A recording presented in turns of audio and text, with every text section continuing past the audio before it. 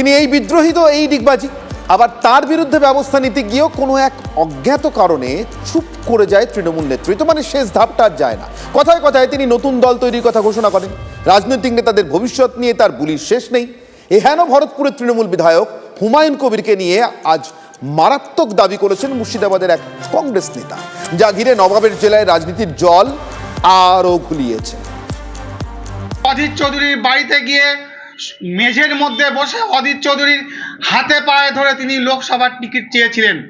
কোনো মতে ইচ্ছা প্রকাশ করিনি, কারো কাছে একটা কেউ বলতে পারবে?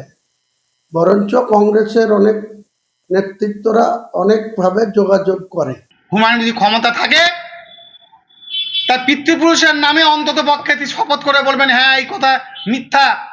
কোন হরিদাস কি বলছে ওটা আমার দেখার দরকার নাই। ও যে বলেছে ওকে আমি হরিদাস পাল ছাড়া কিছু মনে করি না। প্রিয়াঙ্কা গান্ধীর সঙ্গে টেলিফোনে যোগাযোগ করেছেন? কোনো প্রয়োজন নেই, তারা আমার সঙ্গে যোগাযোগ করে। তারপরে প্রিয়াঙ্কা গান্ধীর সঙ্গে আপনার টেলিফোনে কথা হয়েছে?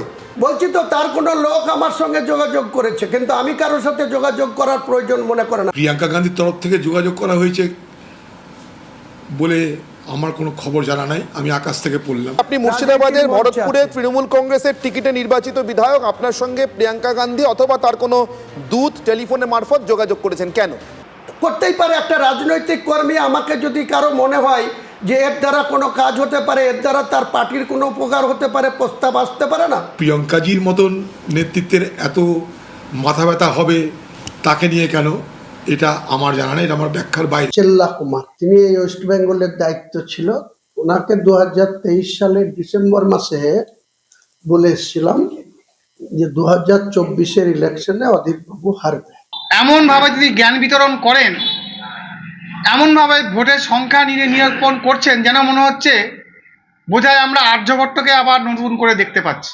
দু একটা ইংরাজি আওড়াচ্ছে, অথচ ক্লাস 2 বিদ্যা আছে কিনা তার সন্দেহ। ও নিজেকে যে প্রদেশ কংগ্রেসের মুখপাত্র হিসাবে এখনো পরিচয় দেয়, সেই প্রদেশ কংগ্রেসের কোনো অস্তিত্ব আছে ওয়েস্ট বেঙ্গলের রাজনীতিতে? সাহস পাচ্ছে কোত্থেকে হুমায়ুন কবির? তৃণমূল সর্বোচ্চ নেতৃত্বের প্রচ্ছন্ন মদতে হুমায়ুন কবির এই ধরনের মন্তব্যগুলো করছেন।